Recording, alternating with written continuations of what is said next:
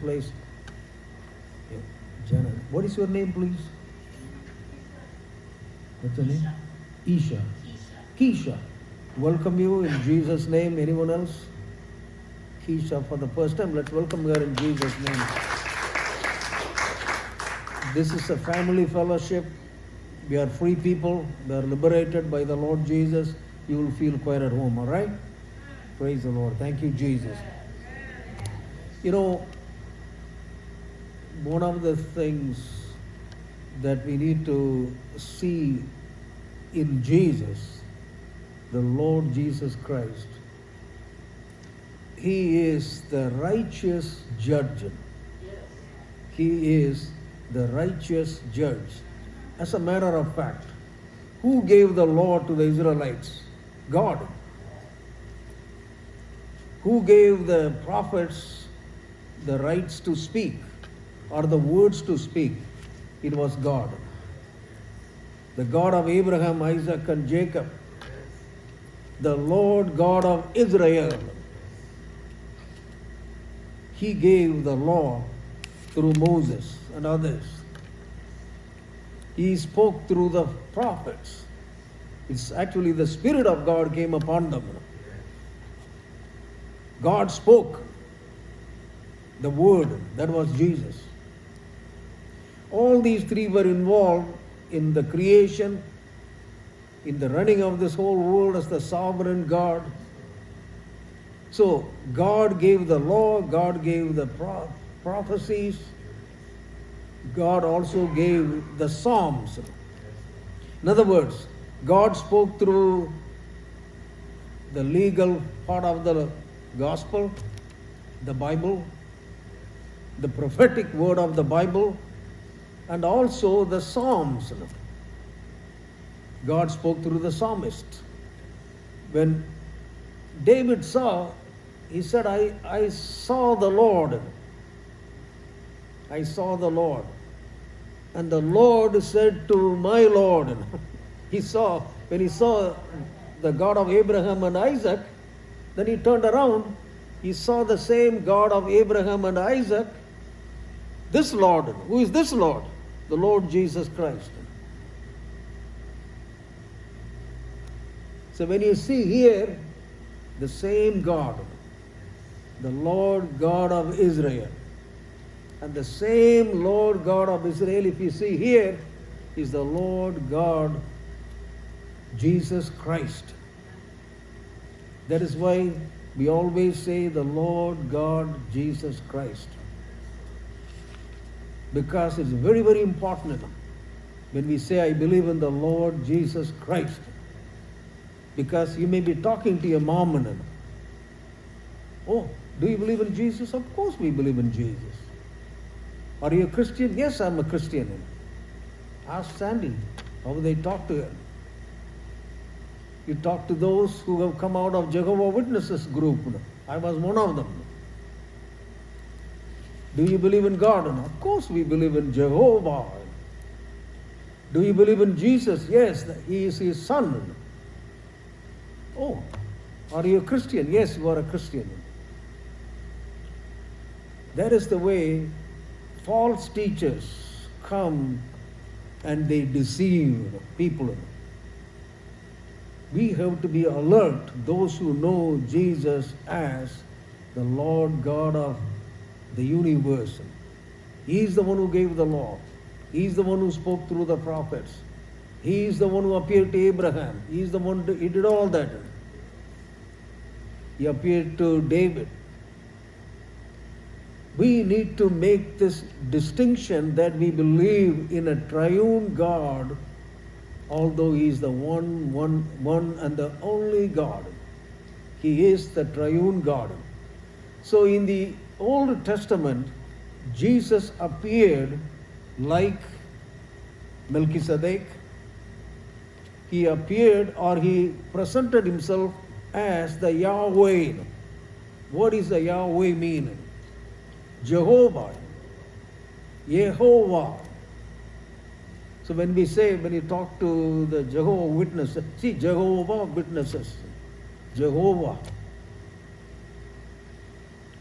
What do you mean by Jehovah?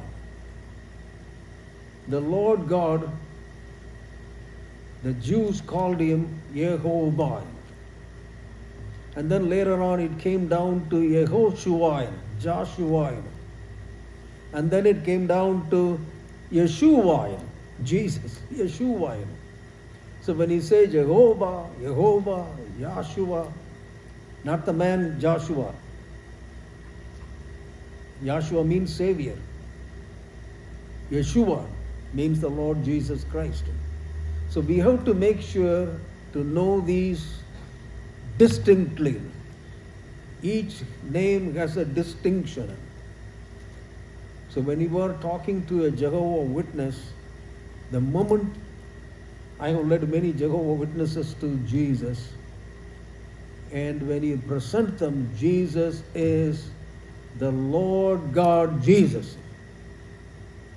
I don't tell them I believe in God and Jesus. I don't say to them I believe in the Lord God of Israel, Jehovah, and Jesus. That's a wrong way of approaching the Jehovah Witnesses or the Mormons or anybody else. We need to make sure we give them the exact picture of who God really is. Like David saw him, the Lord God Jehovah, the Lord Jesus Christ. If we don't see that way, what happens is we can mislead people. As a matter of fact, in John 10:10, we always quote that. Later on, when I preach on that chapter, I'll go deeper into it. Jesus said it. The Lord Jesus Christ, as a man, said it. What did he say? The thief comes not but to steal, to kill, and to destroy. How does Satan steal? Through false teachers. Through false teachers. He bombards you with things that are contradictory. I saw in a little booklet, boy, how deceptive Satan is. Pray to Saint Joseph. You never pray to anybody. You don't pray to Saint Mary. You don't pray to Saint Paul, Saint Peter, Saint Thomas, Saint Mother Teresa. They're all people, right? They all had to believe in God, the Lord God Jehovah. They had to all believe in the Lord Jesus Christ for their salvation. Then why on earth are you praying to them? Because you are deceived by Satan. The thief has somehow twisted your brain to make you believe that, oh, you are closer to God, so you can pray to Saint Anthony, like my grandmother used to say. Put the candles before them. I did it. I burned the candles, lighted the candles, lighted the candles. Oh, later on, I fell on my knees and I asked Jesus, the Lord God, to forgive me for doing that. Then I told my grandmother, forgive me, because I listened to you and you didn't know you were not supposed to pray to Saint Anthony. But I did pray to Saint Anthony. Thank God I will never do that again. She said, what happened to you? Because I'm born of the Spirit of God. I believe in the Lord Jesus Christ. She couldn't understand that because she was not born of the Spirit of God. So I made that absolutely clear to her. Until you know Christ as the Lord God Jesus, the Lord Jesus Christ, and receive Him as the Savior of the world and the Savior of your soul, you are being deceived by the thief. In the Greek word it says kleptos. Kleptos. Which means he comes nice and cozy to deceive. Come on, we believe in the same God. We are all going to the same place. Yes, we are all going to the same place. Broad is the way. We are walking on the broad way. And they are all going toward hell, burning. Christ said narrow is the way. Christ is the narrow way. As a matter of fact, one of the names of God is it is the name of God. I am who I am. I am who I am is the name of God. And Jesus appeared to Moses that way. I am who I am, the Yahweh.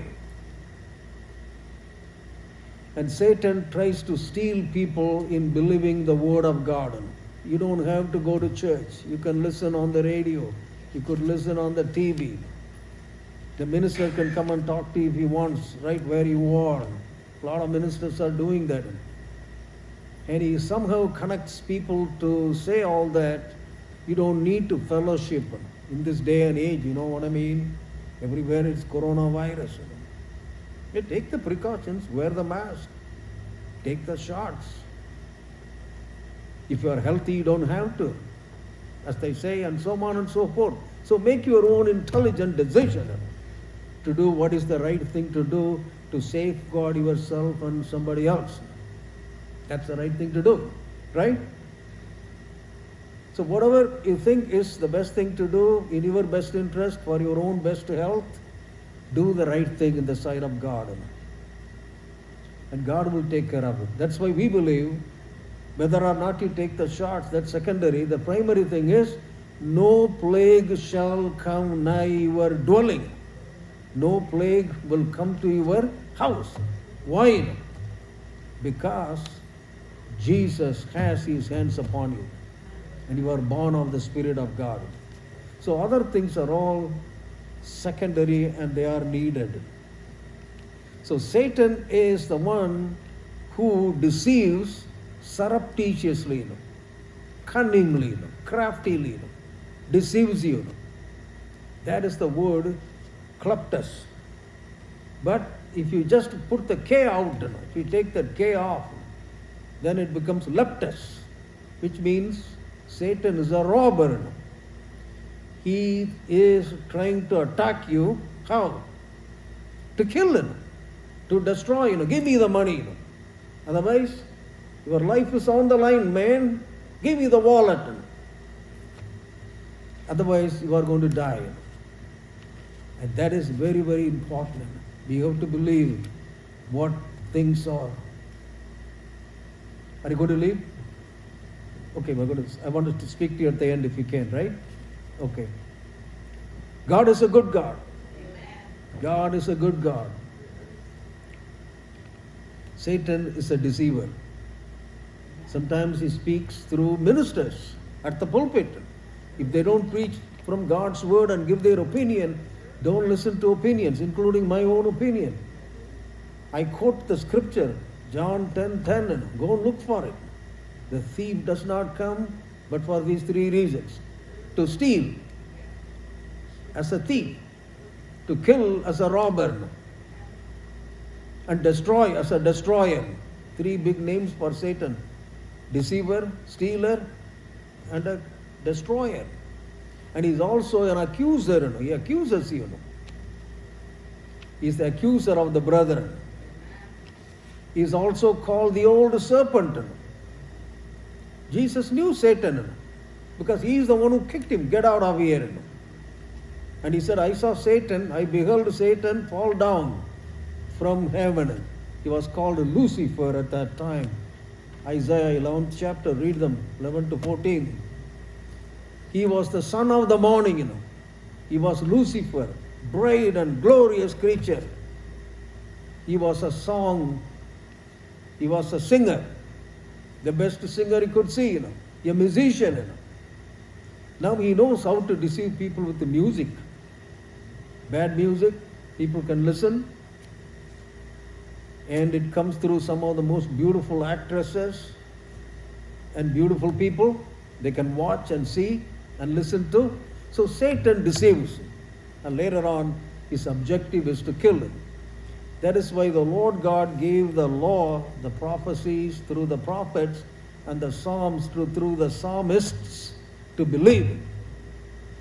And they didn't. That's why when Christ was able to give this prophecy through Jeremiah, he said to them, look, behold, the days are going to come, declares the Lord, when I shall raise up for David. In other words, through the dynasty of David, I'm going to raise up a righteous branch. That is the name of Jesus too. the Lord Jesus Christ will be born through the tribe, through the lineage of David, as he will be born as the righteous branch. What does that mean? It's one of the names. That's why Jesus said, I am the vine, and you are also going to be the branches, and so on. So metaphorical usage, that's fine. But the Lord Jesus Christ is the same God. The Lord Jesus Christ. He could be called Jehovah Jireh, the provider. The Jehovah Shalom, the peace. One day I'll talk about the names of God, all different names. And I read another name to Jehovah. It's both. It's both. Jehovah Shammah. Then Jehovah, it's Siddiqnu, the Jehovah, the righteousness. His name is called Siddiqnu, means righteousness. It's Deknu. It's a tough word. It's Deknu. Righteousness, the Lord of our righteousness. So Jeremiah prophesied under the guidance of the Spirit of God that Christ would come through the lineage of David, and he will be called the righteous branch, and he will also reign as king, and wisely. He will be a king. Zechariah prophesies he would be a king, he would be a prophet, and also he would be the Lord, and do justice too, and also righteousness in the land. In other words, Christ would be a king, and he would be a wise king, and he would also rule in righteousness. And in the days, Jews, all the Jews will be able to see the Lord God, and he will be able to reign in Israel. And his name will be called, very important, his name will be called the Lord our righteousness. Jehovah is Siddiqnu. That's in Jeremiah 23:6. So this is the way God operated under that name when he gave the rule of righteousness through the law. God gave the law. God spoke through the prophets. God spoke through the judges. And he also spoke through the psalmists.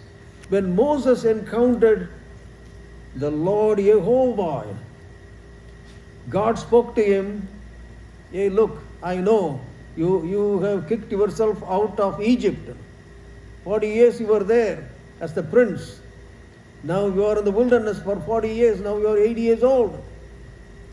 As a shepherd boy, taking care of your father-in-law's stuff, all the animals. You are a shepherd boy. God spoke to him from the burning bush. God put that curiosity in Moses. What is this? There is a bush is burning. Wait a minute. But it's not burnt out. What is the problem? There is no heat. The bush is burning, but it's green in color. And everything looked like a burning bush. It's a very spectacular sight, a burning bush. And then God spoke from the burning bush when Moses went to see. Wait a minute, look, don't come to the holy ground. Take your sandals off. You are standing on the holy ground. No one can stand before God. Take off your sandals. Only God could give us the gospel sandals after we are born of his Spirit. Then Moses really trembled. Who is this? And God said, I am the Lord God of Abraham, the Lord God of Isaac, the Lord God of Jacob. See how the Lord manifested himself? And he spoke. Moses understood. I'm going to send you to deliver my people from Egypt. Then they will ask, who is this God? Go and tell them, what is his name? Tell them, I am who I am. I am who I am. That is Jesus. I am who I am. The same Lord God of Israel, the God of Jacob, Isaac, and So on and so forth you could say, the Lord God of Gideon, the Lord God of Moses, the Lord God of any Joseph, one of the patriarchs. He became a patriarch later on. Jacob, Isaac, anybody, any name you put. The Lord God of Joshua. And it's the same Lord Jesus, the Lord of hosts. Jesus appeared to him as the Lord of hosts and spoke to Joshua. He spoke to Gideon. He spoke to all of them. So he was known as I am. He was I am. When Jesus said, I am the bread of life, boy, they decided to kill him. Because no one can say, I am. No one can say I am except the God of the universe, the Elohim, the supreme God of the universe. And the Jews would just say Yahweh, Y-W, Y-H-W-H, Yahweh, Y-A-W-E-H, Y-A-H-W-E-H. The vowels are A-E-I-O-U, right? A-E-I-O-U. So the A is out and E is out. So it is Y-H-W-H, Yahweh. So that is the way they recognize, because it is too holy to utter the name of God. Too holy to utter the name I am. So they said, okay, we'll call him Yahweh. But they write it, Y-H-W-H. But they said we could say Adonai. Adonai. The Adonai means the Lord. L-O-R-D. They didn't realize the Lord means God too. They didn't recognize it. The Greek, when they translated the Old Testament, they found this word Kyrios for the Lord, the Kyrios. Then the English took that, the Lord Mountbatten, Lord this, Lord that, the Master. That is why language sometimes can be deceiving in the usage of scriptures. When you associate one from the other, Jehovah's Witnesses will tell you, yes, he's like the Lord Mountbatten, one of the lords of England, Master, nothing more. He's not God. Oh, really? But Jesus said, I am who I am. I am. I am the bread of life. I am the light of the world. See, one who gave the law, the prophecies, and the Psalms, now here, right here on this earth, talking to the same rulers of the synagogue, the Pharisees and the Sadducees, the people recognize that, yes, Jesus came. The Lord Jesus Christ is this man.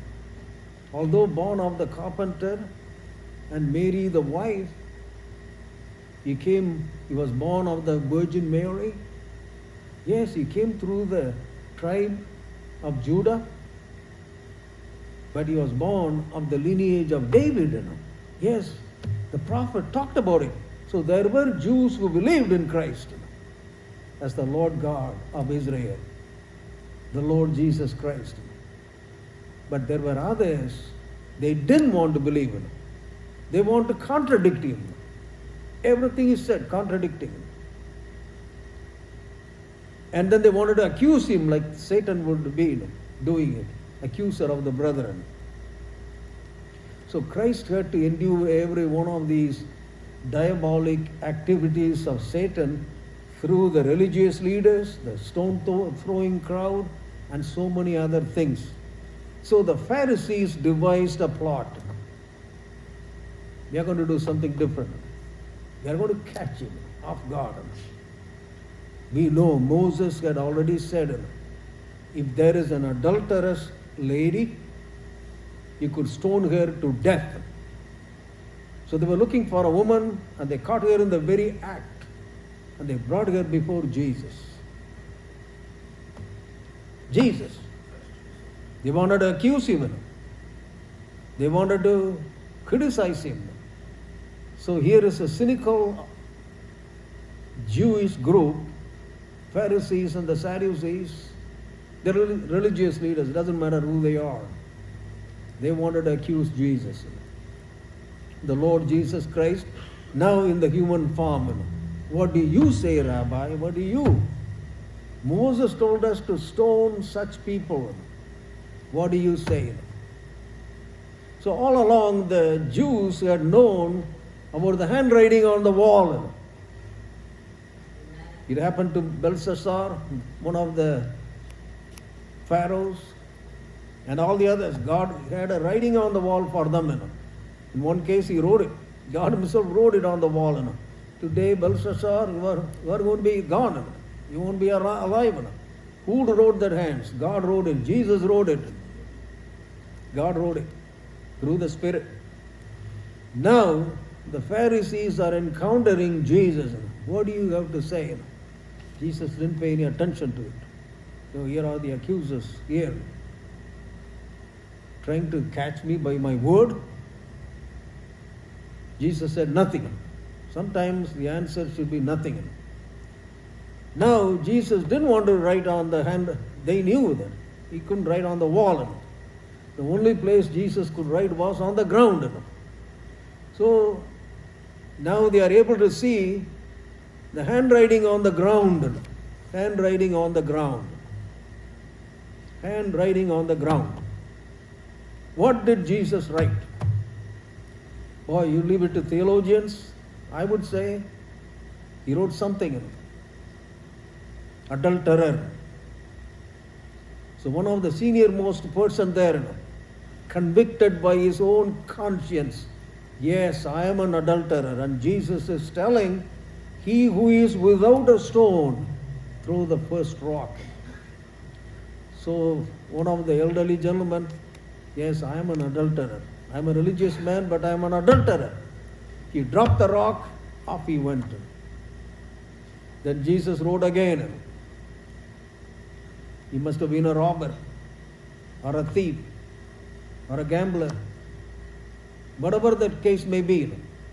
Each time Jesus wrote something, each of these so-called stone-throwing religious people or whoever they were, they dropped the huge rock that they had, each one had, and put it all down and walked away. One after the other, one after the other. Then Jesus looked up. There was nobody there. Jesus knew there won't be any. Because the lawgiver, the judge, the God of the universe, the Savior of the world is right here. And when he writes, right? Whether it's handwriting on the wall, whether it's handwriting on the ground, it is the Lord God who makes up his mind. He doesn't have to make up his mind, he knows it. Right? He knows what to do and how to do and when to do it. That is why whoever God is, Jesus is. Whatever God has, Jesus has. Whatever God can do, Jesus can do. That is why he is the Lord God. And that is the way we have to see it. Now here is the Lord God as a judge, the righteous branch, who is going to judge wisely and efficaciously and righteously, because he is the Lord our righteousness, the righteous branch. That aspect of the Godhead, his characteristic is to judge fairly. Look at all these people, they think that they have no sins and they can throw their rocks at this woman and kill her. Whom do they think that they are? Jesus didn't say all that. All that he did was he wrote. Conscience always convicts. That's why God's word always convicts people. You need to be saved because the Bible says so. You need to know Christ as Lord and Savior. Yes, you are a religious person, fine. You give all the money to your church, fine. You give everything to the poor, fine. Still, you need to open your heart to receive Christ as your Lord and Savior, because he is the Lord God of the universe. He came in the human form and died on the cross for you. Thank God the blind man in that meeting where I took him to be prayed over, Hindu, he believed and received Christ. I hesitated to take him by the hand all the way in front of 3,000 people. I was a very wild atheist. God is blind, He makes people blind, and the blind people have blind faith in a blind God. But he believed. What made him believe? Somebody told him Christ opens blind eyes. Go and ask him. And here I am trying to become a medical student one day. No, I was already studying all medical courses, college, and become an eye doctor. That's what I was preparing myself for. And this fellow is telling me that Jesus is going to open the blind eyes. To put the whole thing in a nutshell, after he received Christ, I hesitated, but I took him there and he opened his heart, received Christ as Lord and Savior, and God opened his eyes. He did it for me so that I could become a follower of Christ. He gave me the insight on the inside to see Jesus as the Lord God of the universe. The Lord God, Jesus Christ. I couldn't see that before. I saw him equal with all the other people in the world he could think of, all the leaders he could think of. I thought he was one of them. He was a good man.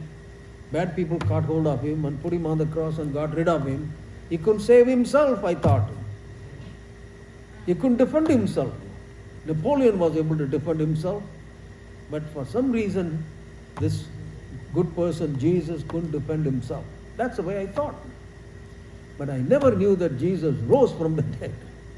And he's a living God to give this blind man and make him a living witness, like my nephew Jonathan, who is a living witness for the living God.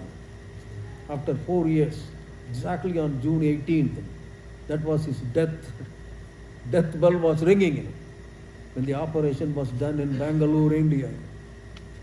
But God raised him like Lazarus out of the tomb. Praise the Lord. God can do that, to make Jonathan a great testimony and this woman a great testimony. And Jesus looked at this woman and said, "Woman, is there no one to throw rock on you? Is there no one to condemn you?" "No, Lord, no one has condemned me." The world is ready to condemn. The world is always ready to condemn. Religious people are always ready to condemn one another because Satan is working through them. The thief is deceiving them and working through them. You don't go to this church. They beat you with the Bible all the time. They don't entertain me. I go there, I get so bored and tired. I don't want to listen to this for too long. It's hot and muggy. Winter time is too cold, summertime is too hot. All right, go to Salt Lake City, where Travis is and everything is burning around him. And even the dog doesn't want to get out of the water. They got a cute little dog, Argus. Beautiful. They brought it here when they came to church here. Keep them in prayer. Blessed be the name of Jesus. Jesus said this, "Neither do I condemn thee." I'm not going to condemn you. That is why he is the Lord Jesus Christ. He came as the Savior of the world to save not only this lady, but everyone else who would believe in him and his death on the cross, burial and resurrection. By believing in him, they can have eternal salvation, but not eternal damnation. The eternal accusation from Satan is this, that you are dead, you are guilty, you are condemned, you are lost. Don't believe anything. Have a good time. Tomorrow you are going to die. So drink and be merry, for tomorrow you are going to die. That is the philosophy of the world. And all those who do that, when all on a sudden when a tragedy hits, I wish I could listen to the gospel. Just like that lady told her daughter, go with Jesus. She preferred to go with all her companions. Got into the car, take Jesus with you. And one of the boys who was her boon companion, he said, put Jesus on the trunk of the car, on the back of the car, at the trunk of the car. And they went on a merry-go-round. Within half an hour later, what happened? The police officer showed up at the house. Ma'am, everybody died in that car after that notorious accident. Everyone died. The only thing that was untouched was on the back of the car, on the trunk of the car. When we opened that car, what did we see? 1 dozen eggs. None of them was broken. The car was smashed to pieces. You can't play games with God. Our God is the righteous judge. One guy told me, you talk about the living God. I want to spit on him. Please don't do that. Because the spit, when you do that, it will go and fall right on you. Let me get out of the way. Now we can do that. Oh, you believe in God? I said, yes, I do believe in God. Why do you believe in God? I told them, this is the reason. He's the living God. He's the loving God. He's the liberating God. That's what Christ was saying. He's the Son of righteousness. He had healing in his wings. That is why he came, And he is a beautiful Savior. There are a lot of scriptures. I don't want to throw them too much. One of the scriptures, I used to look at it. Jesus also revealed himself as the light of the world. I used to tell Frances Miller in New Mexico, she's with the Lord today. I have her 400 years menorah. She said, even if they take my eyes, I will let them go, but not this menorah. I told her, in the menorah, Jesus is revealed as the light of the world. That's the day they lit that menorah, all the light. Because I told her, the psalmist said, the Lord is my light and my salvation. Whom shall I fear?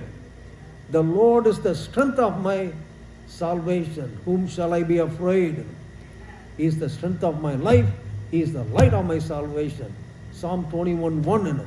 And I didn't know that was her favorite psalm. Isn't that amazing?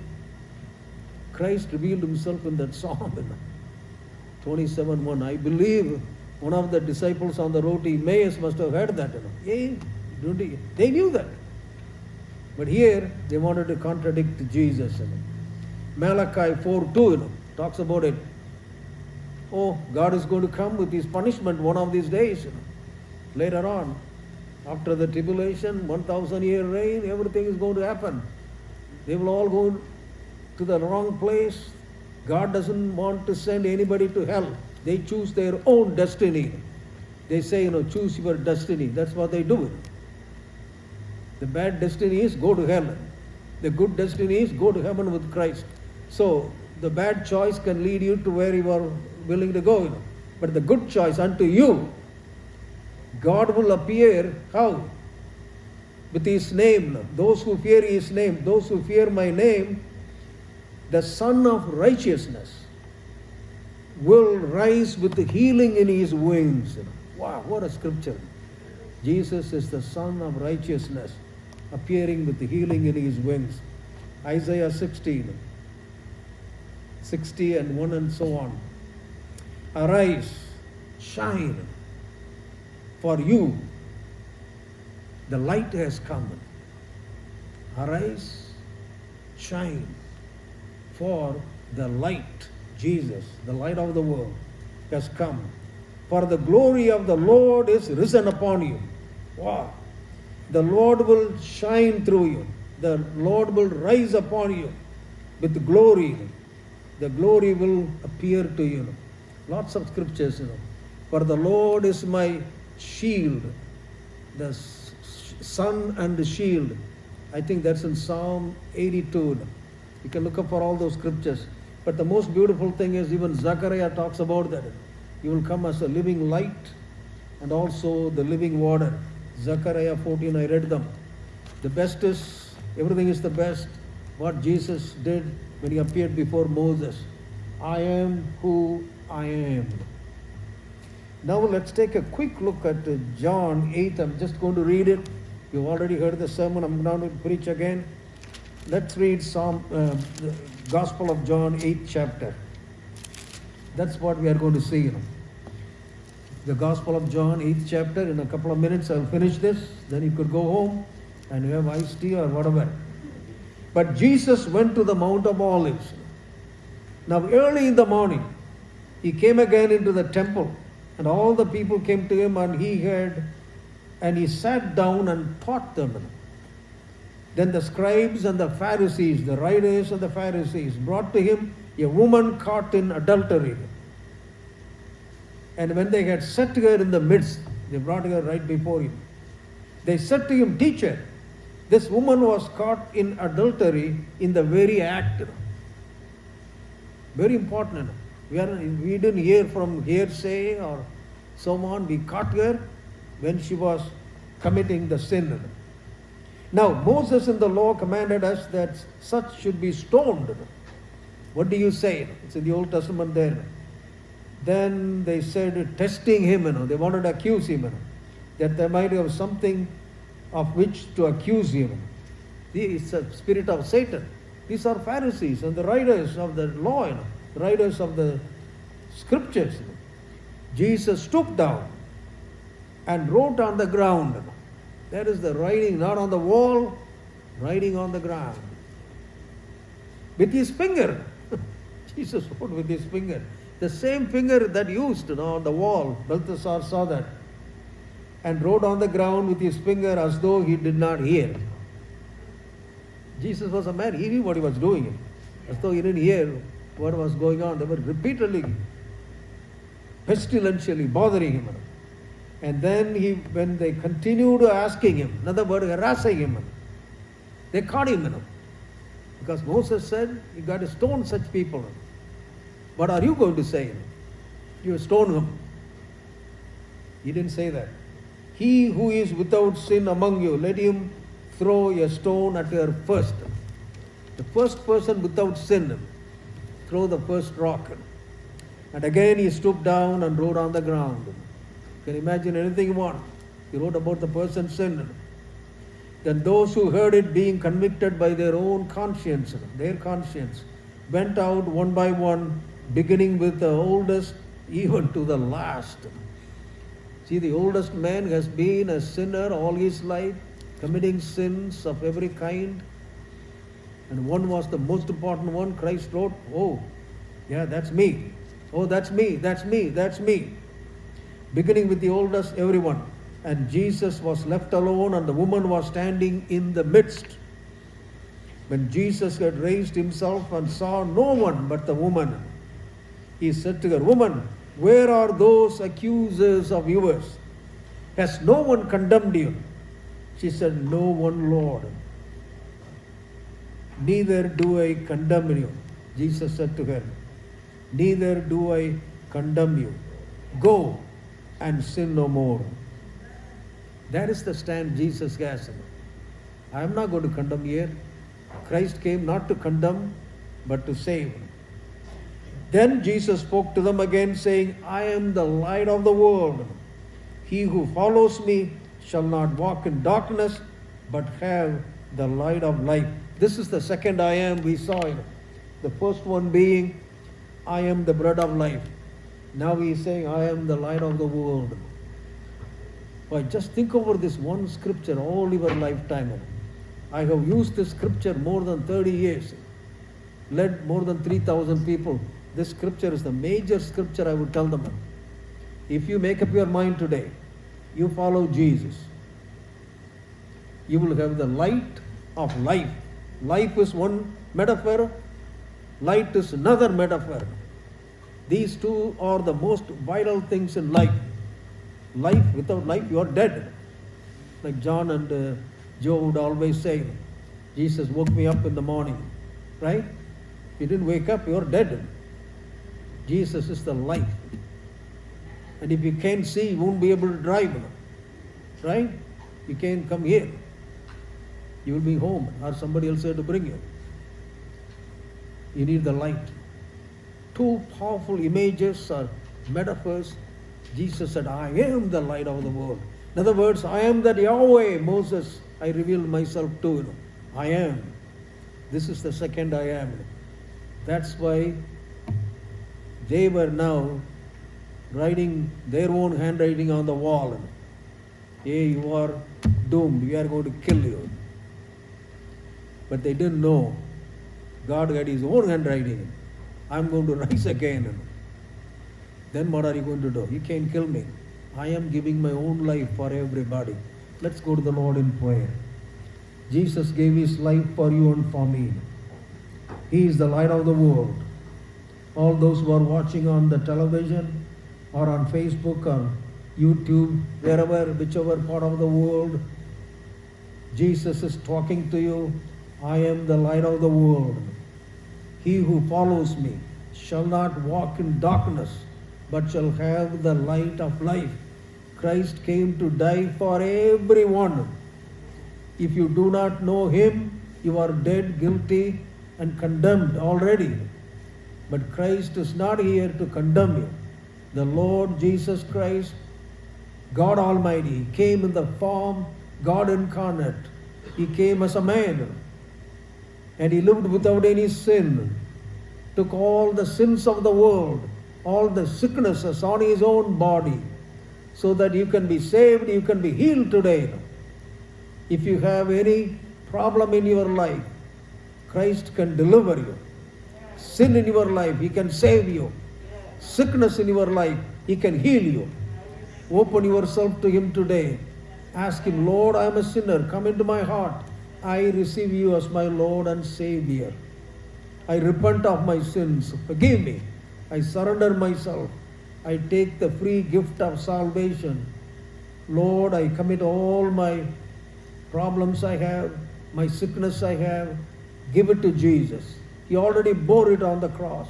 Isaiah 53:4 tells us, he carried all our sorrows in the form of all sicknesses. He bore all our diseases in the form of all griefs. So all of them could be healed with or without medicine. Give it to Jesus, and God will take care of you. Thank you, Lord, for touching somebody today, Lord, healing somebody, whoever it is, oh God. Let it be for your glory. In Jesus' precious name we pray. Amen. Hallelujah. Blessed be the name. Blessed be the name. Let us be energetic to serve the Lord. God has given us eyes to see, ears to hear, and the ability to speak, hands to do right things, legs to walk. Let us serve the Lord. Let's pray for the offering. Lord, we thank you for the offering today. Bless each one who gives today for your glory. And Lord, let your name be exalted as the Lord God, our righteous judge. You are the Lord God of Israel, the Lord Jesus Christ, who came and died and rose from the dead. And you are going to come back as the righteous judge to judge the world. But Lord, you are going to come back to take us home, to be with you forever. We thank you. Bless everyone here, O God, and all those who couldn't make it. Let the peace of God and the power of God and the presence of God be with you today. In Jesus' name, amen. Hallelujah. Praise the Lord. Thank you, Jesus. Thank you for coming. I want to talk to Keisha for a minute.